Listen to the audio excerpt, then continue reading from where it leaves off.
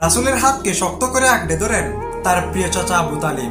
বর্ষা দিয়ে বলেন, ভাতিজা, যতদিন আমি দুনিয়ার বুকে বেঁচে থাকবো তোমার গায়ের একটি পশমও কেউ ক্ষতি করতে পারবে না, ইনশাআল্লাহ। তারপর দেখা যায় প্রিয় চাচা যান আবু তালিবের সাথে আল্লাহর রাসূল থাকতেন। তিনি ছাগল চড়ানো সহ বিভিন্ন কাজ করতেন।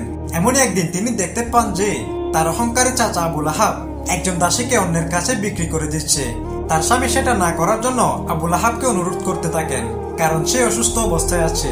উত্তরে আবু লাহাব বলে, আমার পাওনা অর্থ ফেরত দিয়ে দে, তাহলে আমি তোর বউকে ফেরত দিব, বিক্রি করব না।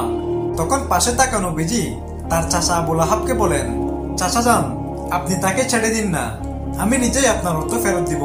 ছোট কিশোর বয়সের ভাতিজার মুখ থেকে এমন কথা শুনে আবু লাহাব কিছুটা লজ্জায় পড়ে গেলেন এবং সাফিয়া সেদিন ছাড়া পেয়ে যায়। মূলত সাফিয়া ছিলেন সেই মহিলা যিনি নবীজিকে সর্বপ্রথম দুগ্ধ পান করিয়েছিলেন। এরপর আরেকদিন আল্লাহর রাসূল এমন এক ভয়াবহ কাণ্ড দেখেন যা তিনি কল্পনাও করতে পারেননি। তিনি দেখতে পান